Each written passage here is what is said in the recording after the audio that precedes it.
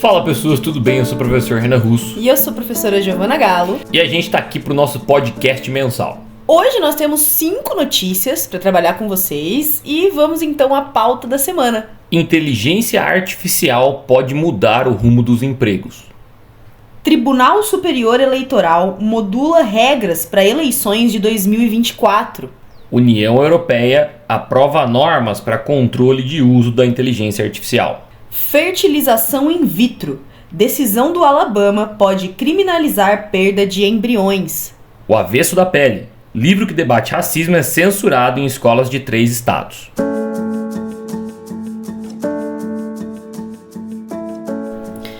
Bom, então a gente vai começar com essa primeira notícia falando sobre inteligência artificial e o futuro do mercado de trabalho. A origem dessa notícia, na realidade, ela é um artigo do New York Times em que 2 autores, Maria Flynn, presidente do Jobs for the Future, e Anish Raman, do LinkedIn, apontam que quando suas habilidades técnicas forem eclipsadas, sua humanidade será mais importante do que nunca. É forte o subtítulo. Eu queria até falar que foi muito bonito você conseguir falar o nome do Anish Raman. Como que é? Anish? Anish. Nossa, Raman. boa, eu ia falar Anesh, né? Mas tá no Brasil, a gente fala o que a gente quiser. A gente fala o que a gente quiser, exatamente. Bom, aqui a gente vai discutir um pouco o que basicamente o mundo todo está discutindo. Que é essa noção de hoje a gente precisar mais das habilidades humanas para efetivamente se destacar e continuar apto ao mercado de trabalho do que as habilidades técnicas. A questão toda é que esses 2 autores ambos trabalham, de novo, em empresas que pensam o como será o futuro do trabalho em meio à principal revolução que a gente está vivendo, que é a inteligência artificial. Ninguém sabe ao certo como é que a inteligência artificial vai mudar o trabalho, a economia, nem os próprios figurões, vamos dizer assim, da economia global, que estavam esse mês passado discutindo isso lá no Fórum Internacional de Davos da Economia.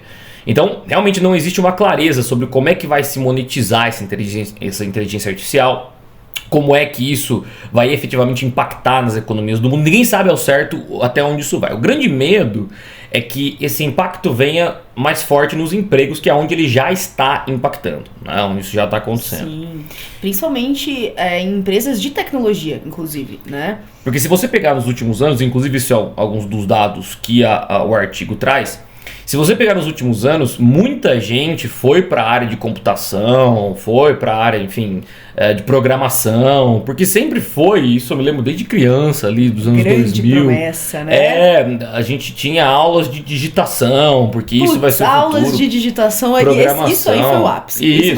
Eu lembro dos meus tios me falando que eu tinha que fazer aula de digitação, porque para eles foi muito difícil aprender, porque eles tiveram contato com isso já depois ali dos 20, 25 anos deles, e eu basicamente já fui a chamada nativa digital, a geração Z, o início da geração Z. E é realmente assim, é bem natural, porque você acabou ali crescendo, né? Eu acabei crescendo nessa cultura de computador, de notebook, enfim, né? De eletrônicos de forma geral. Mas a grande questão é que hoje a gente tem uma nova tecnologia da inteligência artificial e ela vai se modificando com uma rapidez assustadora. E, obviamente, isso gera um desconforto até no mercado de trabalho. Como que a gente vai lidar com isso? Porque cada semana a gente tem uma nova questão envolvendo a inteligência artificial.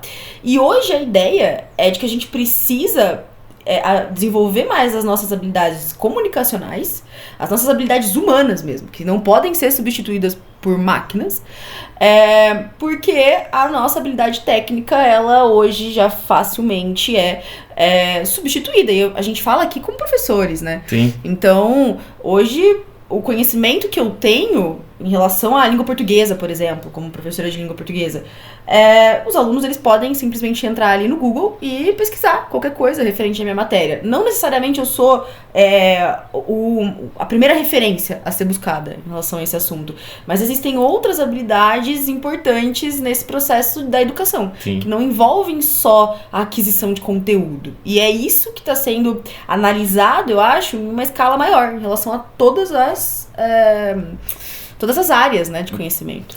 E é um impacto porque, de novo, a gente já está no mercado, a gente enquanto professor já está no mercado em que as relações, né, assim, são tão ou mais importantes do que o que efetivamente você tem de conhecimento técnico, porque existe toda uma base para que você acesse esse conhecimento técnico enquanto professor, as apostilas, enfim, N coisas. Mas na vivência você percebe realmente essa questão de que você saber se relacionar é mais importante. Agora, para estes especialistas, o que era exclusivo de algumas profissões tem se tornado o mote, porque claramente as áreas técnicas, as áreas que demandavam um processo, né, quase que braçal, né? Aquela coisa de você ficar fazendo o mesmo serviço, era um serviço às vezes muito específico, muito técnico. Para um advogado, você ter um cara no seu escritório que só montava os processos, o outro que só fazia pesquisa, o outro que só... Né?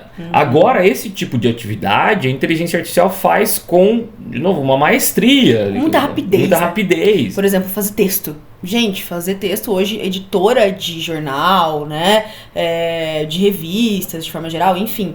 Antigamente você precisava de uma equipe enorme, gigantesca, para que você conseguisse dar conta ali de produzir uma revista diária, por exemplo. Hoje, você já não precisa de uma equipe tão grande assim, utilizando inteligência artificial ali de texto. Não exatamente ChatGPT, porque existem outras mais específicas, até melhores, né? Você paga ali e você consegue ter acesso a coisas muito boas. Mas hoje é muito fácil. Você coloca ali algumas informações básicas pro texto que você quer escrever e a inteligência artificial pelo menos te dá um esboço já bem certinho que você precisa, de repente, só organizar de uma maneira mais efetiva, mas vou colocar bem entre aspas aqui, vendável, né? Mas se você pensar bem, a gente já tem... áreas inteiras, como aquela greve dos roteiristas de Hollywood, né, recentemente, que dos dubladores. O tema principal foi justamente esse, dos dubladores, porque a inteligência artificial já está fazendo o processo de dublagem sozinha. Dos roteiristas, porque não preciso nem dizer, né, assim, a gente já teve séries, como foi o final de Game of Thrones, por exemplo, que foram montadas, ainda que não finalizadas, mas foram montadas originalmente por uma inteligência artificial e revisadas, né, por um editor e tal. Então você pensa que a quantidade de pessoas que se requeria para fazer o mesmo trabalho hoje é menor. Então o que estes especialistas estão nos apontando? Que a gente está saindo do que tradicionalmente foi uma economia do conhecimento. Então, uma economia pautada em você saber muita coisa, em você adquirir e reproduzir conhecimento, que é inclusive a maneira como a nossa educação é montada, né? Para que você adquira conhecimento técnico e reproduza conhecimento técnico, a maneira como a gente faz a prova, a maneira como, enfim, como toda educação, e não é só do Brasil, a maior parte... funciona, de forma geral. A educação da maior parte do mundo funciona. Pensada, de novo, para esse modelo econômico em que ter conhecimento te diferencia no mercado de trabalho de alguma maneira, né? Para uma economia de relacionamentos. Sim, inclusive a palavra que eles usam. Né? Assim. O Renan até colocou uma frase aqui no nosso roteiro que eu achei muito bonita. Assim, que hoje a economia do conhecimento... está a dar lugar a uma economia dos relacionamentos. Achei bonito. Eu achei que era outra, porque tem uma aqui também, olha só, eu separei, foi muito essa daqui ele...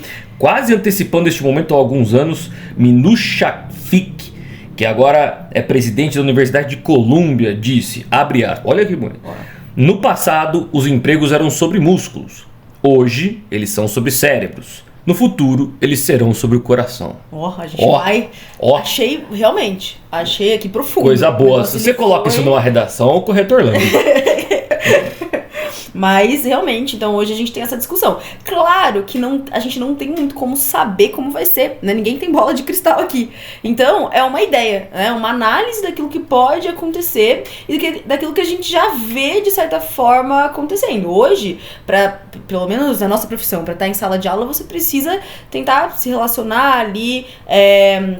de uma forma mais amigável, mais empática com os alunos, para que eles tenham você como uma referência. Não é só um domínio da técnica, não é só um domínio da matéria, do conteúdo, é óbvio, também mas é um domínio realmente emocional, né? Uma questão bem empática, e você vê isso até nas faculdades de medicina, porque hoje, antigamente, na verdade, a gente não dava muita... A gente, né? Como se eu estivesse lá.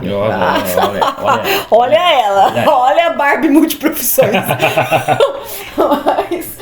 Mas antigamente, né, as faculdades de medicina, de forma geral, elas não tinham uma preocupação tão grande com essa questão social. E hoje você vê que é lei, assim, é obrigatório. Em toda faculdade eles têm ali essa questão de falar sobre a comunidade, de falar sobre a forma de atender as pessoas. Esse lado humano é muito abordado. E eu acho isso muito bacana também, muito legal. Porque, querendo ou não, hoje já existem aplicativos, inclusive. Pra gente ter uma noção, existem aplicativos que usam inteligência artificial e que dão diagnósticos. Você coloca ali, por exemplo, os sintomas do paciente e esse aplicativo te dá ali diretrizes. Então, olha, pode ser tal coisa pra gente descobrir, ele precisa fazer tal exame. Então, qual é a função do médico ali? Óbvio, saber o básico, a técnica básica, porque a gente não pode ficar, obviamente, dependente da inteligência artificial, mas é também a forma de se relacionar ali, empaticamente, com o paciente. Então, essa mudança que a gente tem visto no mercado de trabalho, que a inteligência artificial tem trazido, não necessariamente é ruim, mas a gente só vai ter certeza do que é ou do que não é daqui a um tempo. E assim, de novo, você pega a própria cenário cultural ali dos anos 2000, quanto a série, você tinha o próprio House, você tinha uma outra que é The Good Doctor, tem uma que é de direito, que vai me falhar o nome agora, acho que Suits, né? Não me lembro agora, que o cara também, né, ele tem um poder técnico, ele tem o poder de decorar textos imensos, né, livros e tratados. A gente sempre teve essa figura, né, assim, meio que mistificada, o cara que tinha, o cara que decora as todo o conhecimento técnico, né, assim. E hoje a inteligência artificial te dá esse conhecimento técnico. Você entende, assim. A qualquer momento. Então é por isso que realmente é uma mudança, e é uma mudança que vai impactar. A gente está falando aqui, porque o nosso mercado enquanto professores já foi impactado por isso lá atrás de alguma maneira, mas que vai ser impactado mais ainda, porque se nós estamos tendo uma mudança, né, de diretriz econômica, de uma economia do conhecimento para uma economia da relação... A escola vai ter que mudar. A escola e a universidade vão ter que se adaptar a isso, né, assim, vão ter que passar a dar prioridade a esse tipo de coisa para conseguir construir um profissional que seja adequado ao mercado de trabalho, né? Sim. Aí a gente vai acompanhando cenas dos próximos capítulos. Exatamente. Da nossa próxima notícia, o TSE lançou as regras para essa eleição municipal de 2024. Bom, basicamente o Tribunal Superior Eleitoral, vendo o que já havia acontecido nas outras eleições, nesse Brasil polarizado que a gente tá, nesse Brasil cheio de fake news, Tranquilo. Bem tranquilo, né? Um clima amistoso, né? Agradável. Romance e oração. Exatamente. O TSE, vendo tudo que está acontecendo, ele resolveu criar algumas normas para essas eleições municipais de 2024.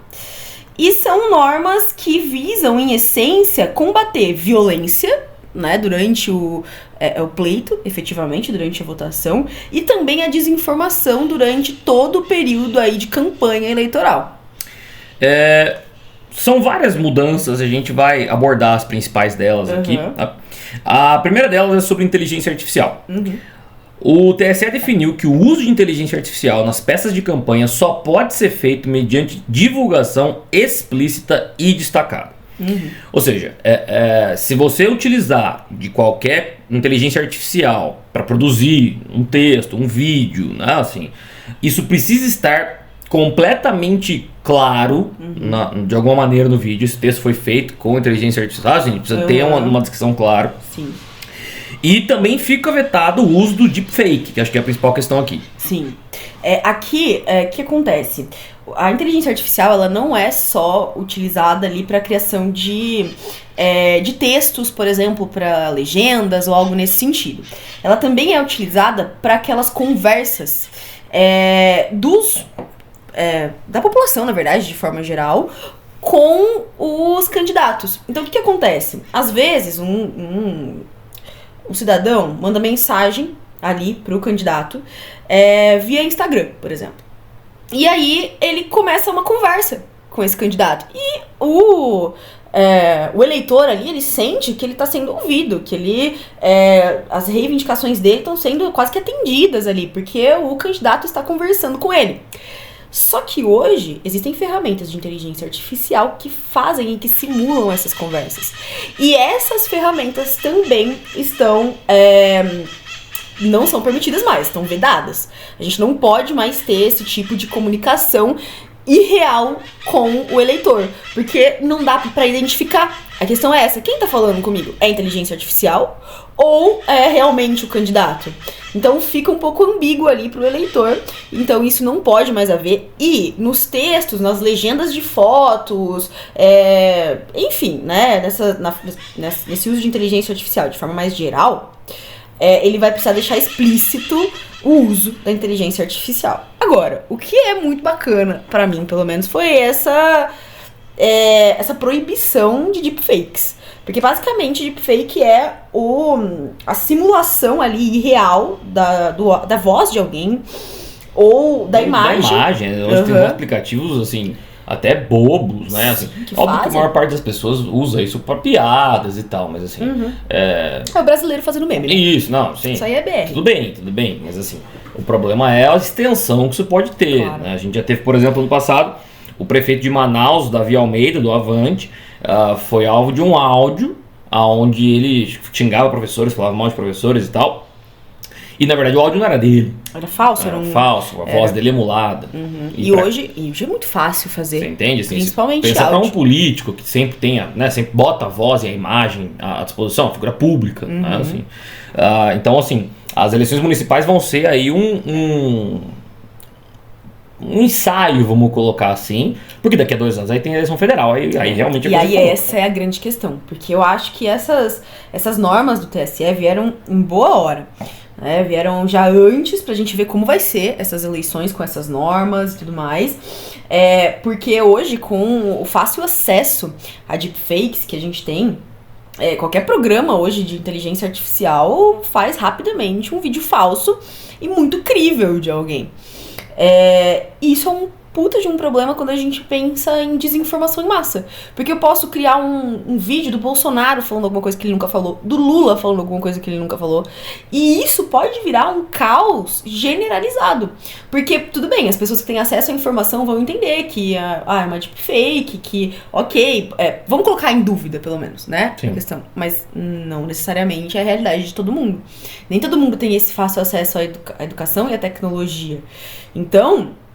É importante que existam regras e normas para não ter uma desinformação tão grande a ponto de as pessoas já não conseguirem mais acreditar naquilo que elas estão vendo. Isso é muito pesado, porque a gente não pode nem usar mais a célebre frase ver pra crer. Sim. Você não pode mais acreditar no que você tá vendo, no que você acredita, então. Então, veio em boa hora essa decisão do TSE. Até porque, assim, a eleição municipal, para quem acompanha, é uma briga, né? Enquanto na eleição federal as pessoas brigam muito na internet, tem um outro caso, né, assim, aí realmente que vira quase que um terrorismo, mas na eleição municipal a coisa é doida. Nossa, porque é muito próximo. É muito próximo, as pessoas se conhecem mesmo. Então, se você cria cria um deepfake de um cara prefeito de uma cidade de 10 mil habitantes, oposição, sabe, cria um vídeo do cara, acabou. Deus me livre, vira facada. Né? O negócio é feio. Então, realmente é preciso normalizar, no sentido de criar normas mesmo. Sim, não, pelo amor de Deus. E aí a gente também tem uma nova regra em relação às lives, né? O ex-presidente, eu ainda tô em 2020, 2021 lá. O ex-presidente Bolsonaro, ele fazia muitas lives, na verdade, quase que diárias, né? Sim. Pra falar, enfim, sobre o governo, sobre o que ele estava fazendo, enfim, e pra manter também os apoiadores próximos a ele, né? Um populista. E hoje o TSE entendeu que essas lives são consideradas atos de campanha. Isso significa que essas lives vão estar sujeitas ao escrutínio da Justiça Eleitoral e ela não vai poder, né, na verdade, as lives não vão mais poder ser transmitidas por emissoras de TV, rádio, canais digitais, porque senão se abre uma margem muito grande aí de, sei lá, qualquer um pode criar uma live a qualquer momento, não precisa nem ser marcado, enfim. Então precisa ter um acompanhamento um pouco mais, como eu posso falar, mais Tô fazendo um sinal com a mão, mas... cotidiano, eles regrado. Não conseguem ver regrado. Exatamente, precisa ser mais regrado. Então, para que o TSE, né, o Tribunal Superior Eleitoral, consiga acompanhar ali também e, de certa forma, conseguir impor as normas a todos de forma igualitária, essas lives também precisam passar por essa demanda, vamos falar assim. Aí outras coisas acho que um pouco menores, né? Assim, a gente tem a questão do transporte público, que deu bastante bafafá na última eleição. Então o TSE retificou uma decisão que partiu do Supremo, né? Sobre a oferta de transporte público gratuito no dia da eleição, que virou toda aquela questão, que se disse na última eleição que a PRF estava barrando o ônibus e tal, tem toda essa questão. Mas dessa vez o TSE, visando, né, criar uma uniformidade no país todo, definiu que o poder público deve garantir uma frota compatível com esses dias, tá, assim, podendo ser criadas até linhas especiais com destino a regiões mais distantes. Tudo para garantir que os eleitores consigam chegar. Que eles consigam chegar até as cabines de votação. Exatamente. Aí a gente também tem consultas populares, que agora são permitidas, né, durante o pleito. Então, basicamente, os eleitores eles podem participar de pesquisas sobre o contexto regional, sobre, enfim, pesquisas sobre o que está positivo, o que está negativo, enfim. E isso pode acontecer. Também foram definidas orientações a juízes para remoção de conteúdo, além da responsabilização das plataformas, né, YouTube, Facebook, Instagram, enfim, sobre os temas que eles não acatarem as resoluções da justiça em tempo hábil, que também é outra coisa que sempre dá briga no Brasil. A justiça manda derrubar um vídeo, derrubar alguma coisa, a plataforma enrola para derrubar, não responde, porque a plataforma lucra, né, sempre que algum vídeo gera debate ou que algum vídeo gera controvérsia, é óbvio que as pessoas vão em massa assistir e a plataforma ganha com isso. Então, muitas das vezes, o TikTok principalmente deu alguns problemas nos últimos anos, chegou a ser multado, mas também mais um ponto da questão. E aí, basicamente, agora, para tentar evitar essa desinformação por meio das redes sociais, né, a gente vai ter que responsabilizar aí plataformas. Isso. E outra coisa são os influenciadores, né? Os influenciadores não podem receber para fazer propaganda política, mas podem se manifestar gratuitamente em relação ao que optam em termos de política ou não. Então o TSE basicamente falou que tudo bem, você pode expressar a sua preferência política. Desde que não seja uma propaganda paga ou desde que o governo não descubra. Desde que... Exatamente, desde que... Ai, Renan. Desde que não seja pago. Também o TSE regulamentou o porte de arma durante o período eleitoral. Então, no dia da votação, ninguém pode portar arma de fogo nas sessões eleitorais. Inclusive os agentes públicos de segurança, né, enfim, policiais, as pessoas que vão ficar ali fazendo a segurança do local, eles devem ficar a 100 metros de distância ali da sessão e só vão poder se aproximar ali com autorização judicial expressa para evitar qualquer tipo de violação ou manipulação, enfim, sob coerção de arma de fogo. E fica essa... Também os CACs, né? Também os CACs ficam proibidos de transportar arma desde o dia anterior à votação. Então os CACs são os colecionadores, atiradores e caçadores. Não pode usar arma durante a sessão. Porque você vai caçar quem, né? Na sessão eleitoral. Dá um pouco de medo. Não vamos levantar essa bola. Melhor não. Deixa pra lá. Outra notícia. União Europeia aprova normas para controle de uso da inteligência artificial. Você vê que a inteligência artificial hoje tá nervosa. Tá nervosa esse mês. Mas porque realmente, assim, a galera tá bem... É muito novo, né?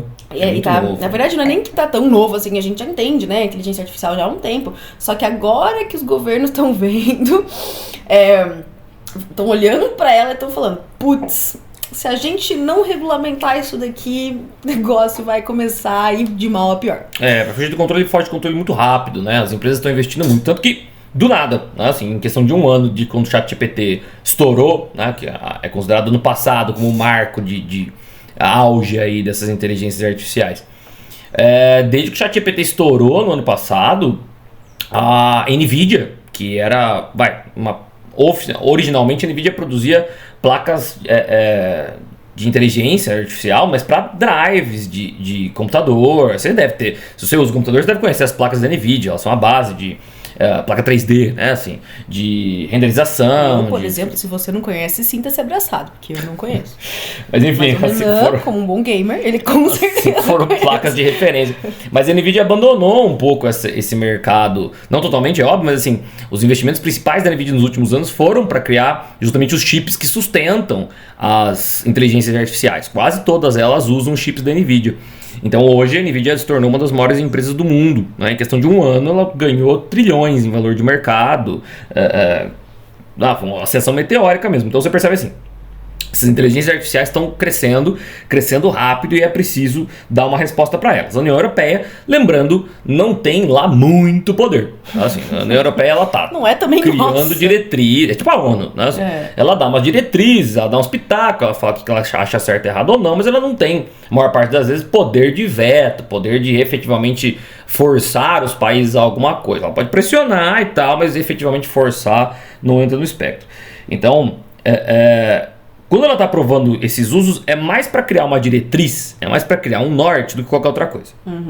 Para caso os países efetivamente normalizem, né, regularizem ali o uso da inteligência artificial. Mas em essência a gente tem uma discussão muito grande relacionada também aos direitos autorais na internet. Então, por exemplo, um artista faz ali produz uma obra, uma imagem, vamos falar assim, ele desenhou algo e essa imagem está na internet. O que acontece? A inteligência artificial, ela tem acesso ao domínio público ali da internet. E ela consegue, né, hoje você... Até não só o domínio público, né? Também tem o domínio privado também, né? Porque a gente teve um processo do New York Times que está rolando ainda, sobre textos do New York Times que foram citados pelo ChatGPT e o direito autoral não foi dado. Não foi dado, porque assim, eles entendem que o ChatGPT resumiu o artigo e entregou o artigo, tornando desnecessário você acessar o artigo. Sim, então isso quer dizer que alguém... o tráfego do New York Times. Exatamente, isso quer dizer que alguém teve todo o trabalho de fazer uma pesquisa... Tráfego, não tráfego. Tráfego é outra coisa, também não vamos se... Tráfego, eu falei tráfego. Mas basicamente, a pessoa ela teve todo um trabalho de fazer uma pesquisa, de colocar essa pesquisa, de organizar logicamente dentro de um texto, efetivamente produzir esse texto, publicar num lugar de visibilidade para uma inteligência artificial e ter acesso a ele, conseguir reproduzir. Quase que com outras palavras, Sim. só para não dar efetivamente uma cópia ou Sim. fazer um resumo. E não dar o devido crédito à pessoa que fez todo o processo. E pior, nesse processo do New York Times ainda, eles alegam que várias das reportagens que foram citadas errado. Então, olha que bacana. O ChatGPT ainda mudou o negócio, né, da cabeça dele, o que tornou, porque às vezes você muda uma palavra ou outra, você realmente perde todo o contexto do negócio. Mas olha que loucura, porque aí a gente tem um erro do ChatGPT, o que hoje as pessoas já consideram que não existe. Então é comum exato. hoje você ter uma confiança na inteligência artificial exacerbada, o que realmente não pode acontecer. E é por isso que a produção de textos, a produção de pesquisas, enfim, ela deve continuar sendo feita por seres humanos, porque a gente vai perder capacidade de entender o que tá certo, o que tá bom, o que tá ruim, o que é lógico, o que não é. Então... é importante. Mas, basicamente, essa questão de direito autoral é uma das pautas da União Europeia. Então, a gente precisa que primeiro, né, a União Europeia já caracterizou que os cidadãos, eles devem ser claramente informados de que estão lidando com recursos de inteligência artificial. Então, aqui a gente tem alguém falando com você num chat de algum lugar, você tem que especificar que é uma inteligência artificial falando com você. Se, por exemplo, a gente tiver um artigo em algum lugar, uma notícia que foi feita com a ajuda da inteligência artificial, isso precisa estar ali evidente que foi feito ou pelo menos teve a ajuda de uma inteligência artificial. Então, a gente tem essa primeira pauta.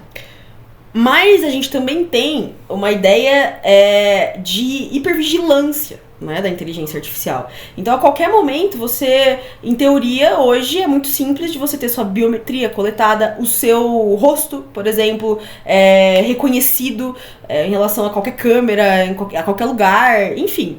E aí, existem algumas normas de privacidade mesmo. Isso significa que a inteligência artificial não pode ser utilizada deliberadamente por todos os países, enfim, em todos os lugares, mas ela pode ser utilizada pela polícia em casos extremos. Então, por exemplo, tem um fugitivo, um estuprador, por exemplo, que precisa ser capturado. Tudo bem, então a gente pode ativar ali as câmeras com esse dispositivo de inteligência artificial, agindo ali em conjunto, para tentar identificar esse indivíduo nas vias públicas. Então, aí tudo bem, só que precisa de uma autorização judicial para isso. Não é assim, nossa, a polícia decidiu fazer, então vai ser feito. Não, precisa de uma autorização judicial, mas provavelmente em casos extremos como esse, não vai ter nem dúvida de que eles efetivamente vão aprovar o uso. É só para realmente não ter o medo, na verdade, é de uma hipervigilância, né? Sim, tipo assim, você tá querendo fazer alguma coisa ali, talvez, sei lá, né? O que você tá querendo fazer? Esconder alguma coisa de alguém, enfim, e aí você efetivamente não vai ter essa liberdade. Sim. Se você tá tendo que esconder, já tá meio errado, mas quem sou eu pra julgar, né? Eles pressupõem ainda também a criação de um gabinete europeu de inteligência artificial que vai poder distribuir multas, né? Que podem ir de 7 milhões de euros até muito mais, até 7% do volume dos negócios global. Mano, 7 milhões de euros. Quanto que dá isso em reais, gente? Eu não faço a menor ideia, de professor de humanas. Mas é bastante, viu? É bastante, é bastante muita reais. Coisa, viu? É bastante reais. São muitos reais. Bastante reais. E no Alabama temos uma decisão bastante polêmica rolando. Na verdade, vou te falar que a decisão já caiu, mas a discussão toda foi bastante pesada. Uhum. E aí a gente tem que falar sobre essa discussão, porque é uma discussão que pode vir ao Brasil, né? Que a gente pode ter essa noção relacionada a aborto, a fertilização, enfim. E isso pode ser um tema de alguma redação. Então a gente precisa falar sobre o que aconteceu lá no Alabama. O que aconteceu? Numa clínica de fertilização in vitro, aí, se você não sabe o que é fertilização in vitro, daí também complica um pouco o nosso processo. Mas, assim, dá uma pesquisadinha. Dá uma pesquisadinha, né? Você pausa o podcast, eu espero, você já vai procurar, você já volta. Mas assim, essencialmente, numa clínica de fertilização in vitro no Alabama, uma pessoa derrubou os vidros onde ficam os óvulos já fecundados. Os embriõezinhos. Né? Os embriõezinhos. A pessoa derrubou, acho que 2 vidros com embriões congelados de um casal. E aí o casal se revoltou, não se deixou claro ao certo o porquê do casal, se eram os únicos embriões do casal, qual foi a questão. O casal se revoltou e entrou com um processo contra a pessoa e contra a clínica por homicídio. Uhum. É aí que entra a questão. É aí que entra a questão forte, né? Porque aí já vai precisar que se considere vida, né, o embrião. E aí entra toda a nossa questão, todo o nosso debate. A questão é que o Alabama, aqui a gente não vai debater a fundo a questão do aborto. Sim. Assim, se o seu medo que a gente venha entrar, não é essa a questão. Uhum. Assim, a gente vai discutir de uma maneira prática. Vamos pegar o que o Alabama entende e analisar a partir do entendimento do Alabama. O Alabama é um estado americano, lembrando que nos Estados Unidos a decisão que garantia o direito ao aborto e mas o direito ao aborto de uma maneira geral caiu alguns anos atrás. 2021 efetivamente caiu, então cada estado pode tomar sua própria decisão mais ou menos a partir de 2022. Tá? No caso do Alabama, o Alabama tem uma das legislações consideradas as mais restritivas ao aborto desde 2022. Então, só é permitido o aborto no Alabama em caso de a mãe ter efetivamente a certeza de que ela vai morrer se ela continuar com a gravidez. Mas para casos de estupro, por exemplo, não é permitido o aborto no Alabama. Para caso de incesto também, por exemplo, o irmão mais velho engravidou a irmã, também não é permitido o caso de o aborto no Alabama. Porque eles têm o entendimento de que a partir do momento que há a fecundação do óvulo, isso já é uma vida. Certo? Então todo embrião é uma vida. Portanto, quando o casal entrou com o processo contra a clínica de fertilização in vitro por ter quebrado 2 vidros com embriões, o processo é de homicídio porque, de novo, se você considera o embrião uma vida, né, assim, a derrubar aqueles 2 vidros implicou na morte de 2 pessoas. Sim. E a decisão do Tribunal do Alabama deu voto favorável à tese de homicídio. Citando aqui, inclusive, Tom Parker, presidente do Tribunal do Alabama, a vida humana não pode ser destruída injustamente sem incorrer na ira de um Deus santo, que vê a destruição de sua imagem como uma afronta de si mesmo, escreveu o magistrado. Eu queria até falar que aqui o Biden e o Trump foram contra essa decisão, né? Eles falaram que eles são a favor de garantir o direito reprodutivo. Mas a grande questão é que esta lei correu, tá, assim, e óbvio que as clínicas de fertilização in vitro no Alabama começaram a fechar. Porque, de novo, olha o perigo que é, entende? Efetivamente qualquer deslize, né? Assim, sei lá, alguma pessoa que foi até terceirizado, contratado para limpar, bateu numa estante, derrubou vários, pode virar um processo gigantesco, entende?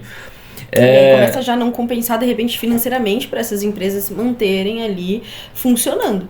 Então, houve um debate muito grande nos Estados Unidos acerca disso, né?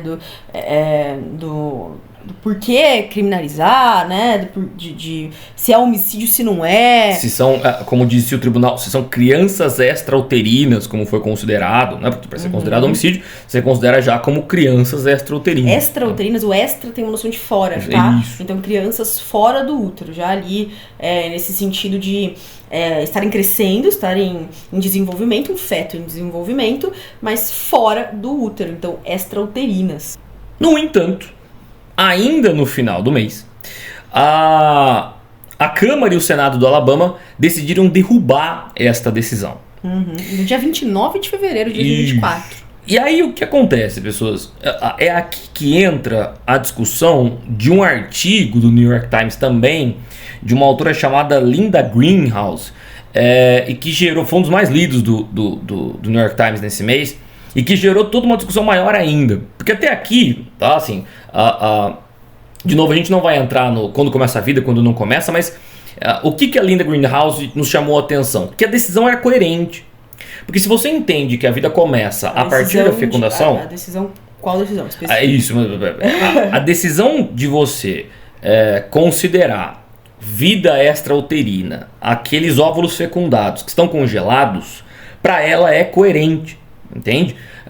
E portanto quebrar os óvulos seria coerente com o homicídio. Por quê? Porque se no Alabama, pro caso de aborto, a vida começa lá atrás na fecundação, também a partir do momento que haveria fecundação, haveria essa necessidade, né? Haveria essa proteção a esse embrião que está ali congelado. Né? Sim, seria basicamente a mesma coisa. Exato. Só uma criança crescendo dentro do útero e uma criança crescendo fora do útero. Exato. Pra Linda, seria a mesma coisa. Então, se o aborto é ilegal, logo, você efetivamente matar...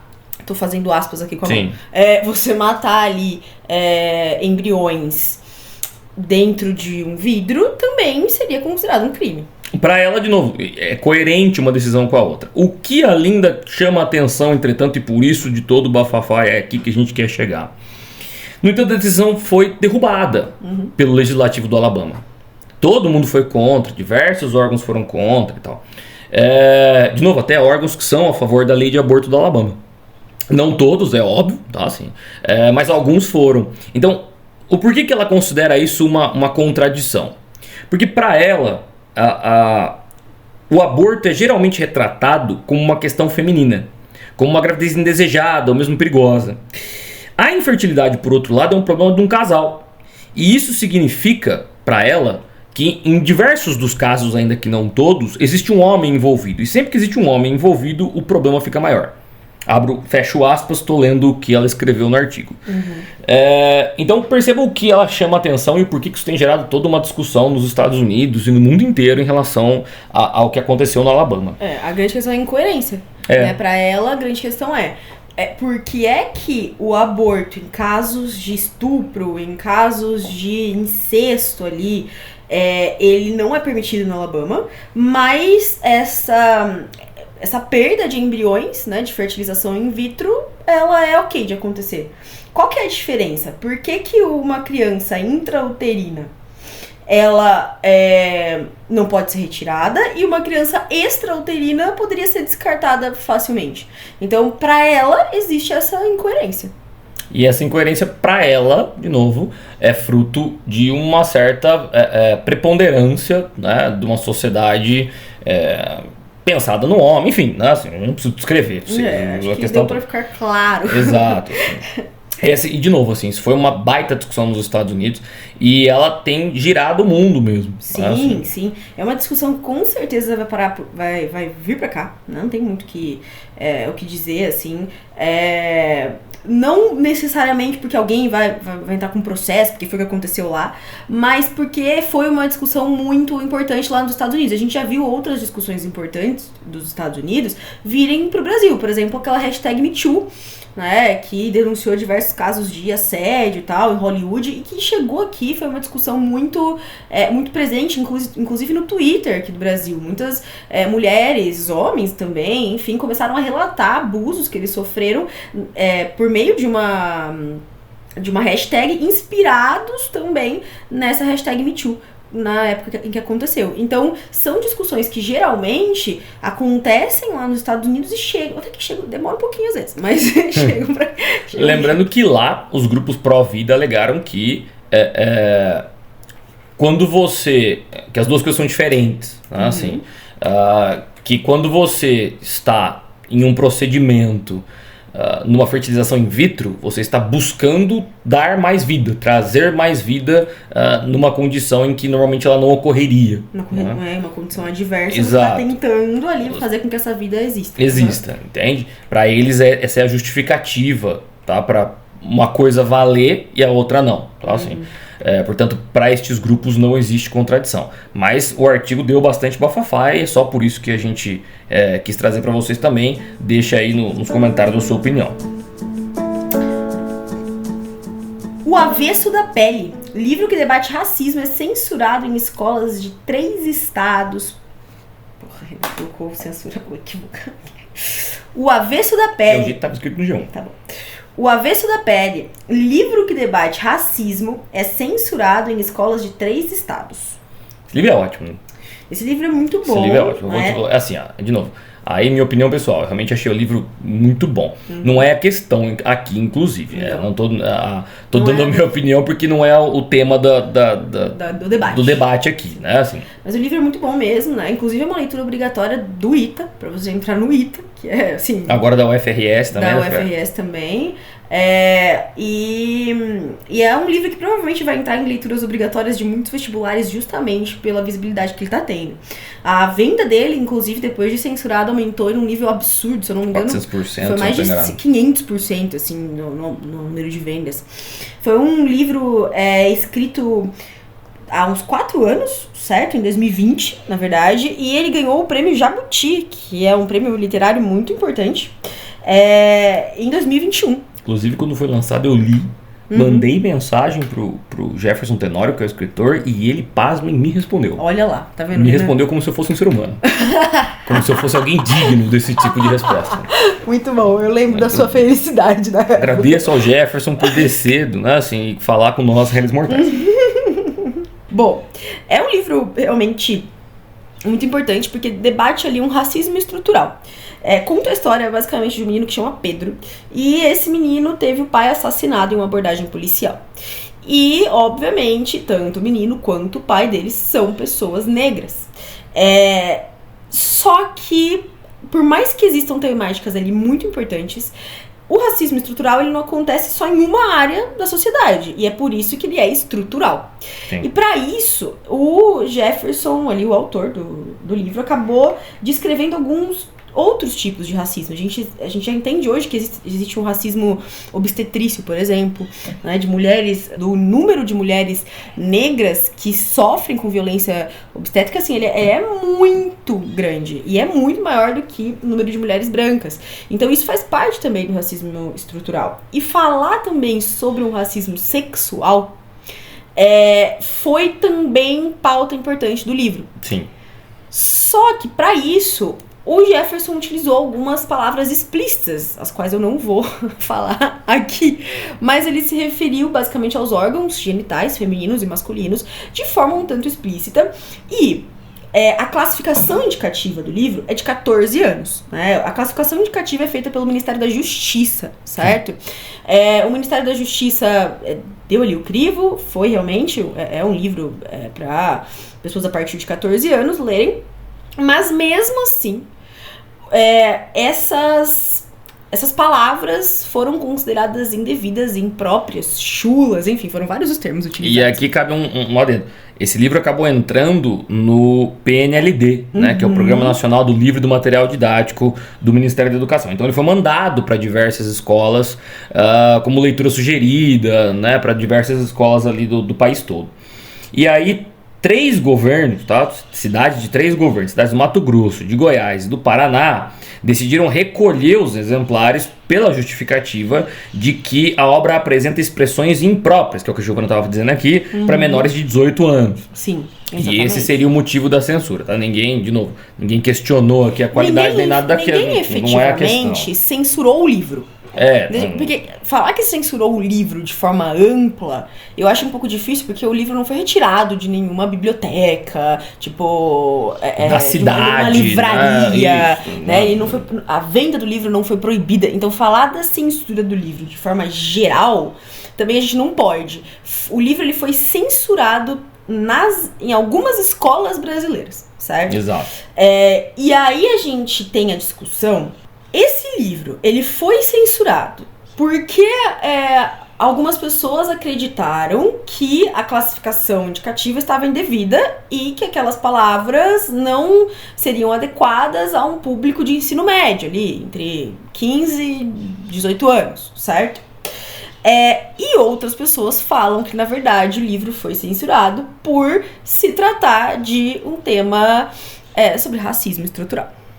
Então a gente pega, por exemplo, a Luísa Andrade, que é uma professora que deu entrevista para diversos veículos de comunicação, G1, que é uma das matérias que está referenciada aqui nos comentários. Para ela, sim, existem trechos detalhados, mas esses trechos não diferem de outros trechos detalhados de outras obras infanto-juvenis que você encontra nessas mesmas bibliotecas escolares. Então a grande questão para ela é por que esse livro foi retirado essa é a questão. De algumas escolas. E é um pouco complicado, porque basicamente, é simples na verdade. A questão, ao meu ver, como professora, Sim. É muito simples. Tudo bem. Então, é explícito. Eu até concordo. Em sala de aula, às vezes, algumas coisas deixam até a gente, né? Nós, como professores, desconfortáveis mesmo. Alguns termos, enfim. Eu acho que de repente seria importante. Eu mesmo sofro muito quando vou explicar a guarda imperial dos cossacos. Claro, o Renan sofre bastante. Eu sofro bastante. Quem é aluno do Renan sabe que ele sofre. Pepino breve, né? Coisas terríveis de você ensinar. Mas enfim. Meus pêsames ao professor de biologia, então, que deve sofrer mais do que eu. Nossa, com certeza. Mas enfim. O que acontece? De repente, pode ser feita, inclusive, uma adequação. Para que esse livro seja distribuído pelas escolas brasileiras, a gente pode fazer uma adaptação de determinados termos. De repente, retirar algumas partes mais explícitas. Por exemplo, agora eu vou citar nominalmente o material aqui, né? Eu estudei com material objetivo, por meio do material objetivo, com apostila objetivo, do meu 6º ano até o 3º ano do ensino médio. E no material objetivo, a gente tinha as leituras obrigatórias, principalmente no Fundamental 2. Pra vocês terem uma noção, eu li Memórias de um Sargento de Milícias, assim, no 6º ano, 7º ano.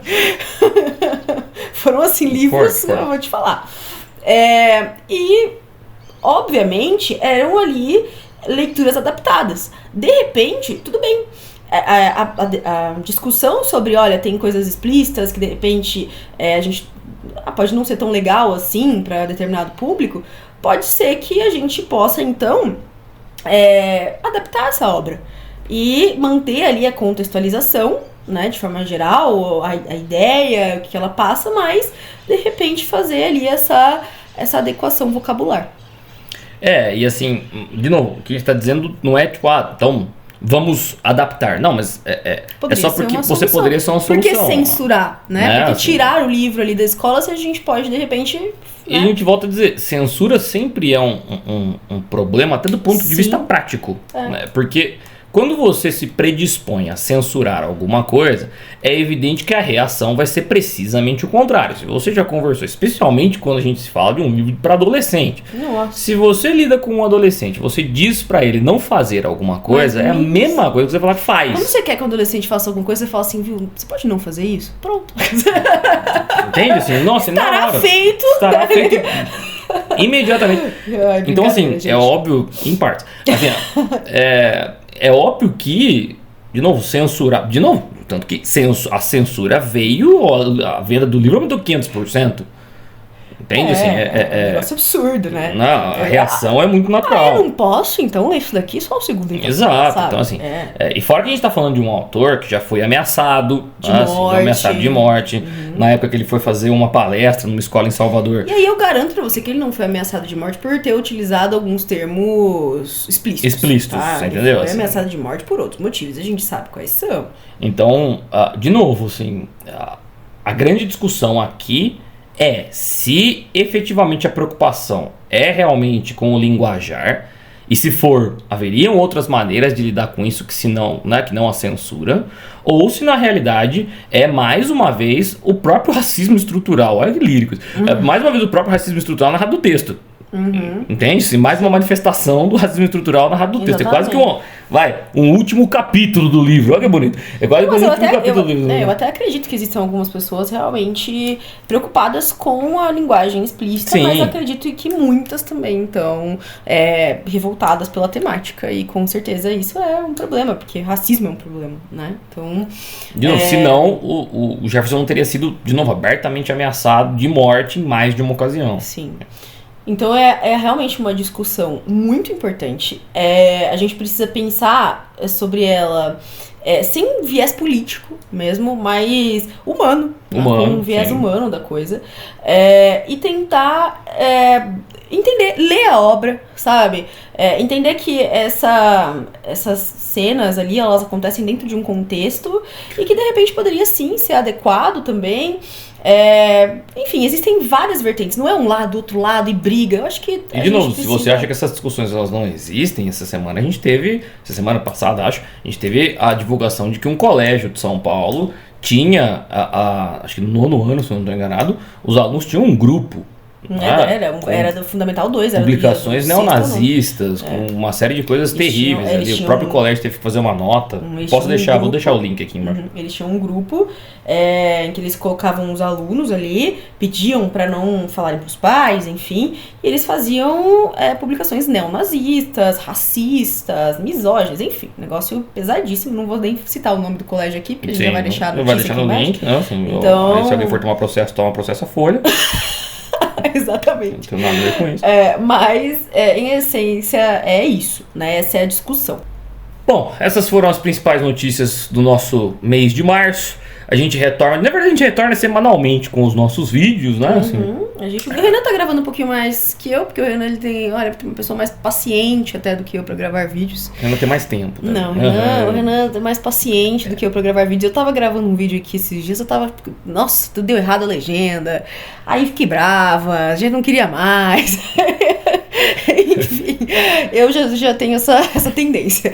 Então o Renan também grava, mas eu tô tentando... Eu tenho puxado mais para algumas questões geopolíticas, né? Alguns detalhes que às vezes não compensa entrar aqui, ou algumas coisas até resumindo aquilo que a gente traz aqui, porque a gente tem mais tempo. Mas eu acho interessante também acompanhar, porque são vídeos pequenininhos, a gente geralmente não passa ali de 3 minutos. A gente pega uma questão ali bem, bem central e fala sobre ela, e de repente é legal só pra você ter um insight, só pra você ter uma ideia, e de repente pesquisar mais sobre o assunto, entender um pouquinho mais sobre como funciona aquilo, e também acompanhar a gente por aqui, serve pra isso também. Gente, então, uma boa semana, uma boa Páscoa. Passou já por causa de publicar esse podcast, mas assim, então espero que você tenha tido uma boa Páscoa. E agora a gente vai juntos aí neste mês, enfim, do que é... Nossa, que é abril. E aí a gente volta com as notícias de abril, que vai durar 5 meses. Isso, né? 3 horas e meia de podcast. Tchau, galera. Falou.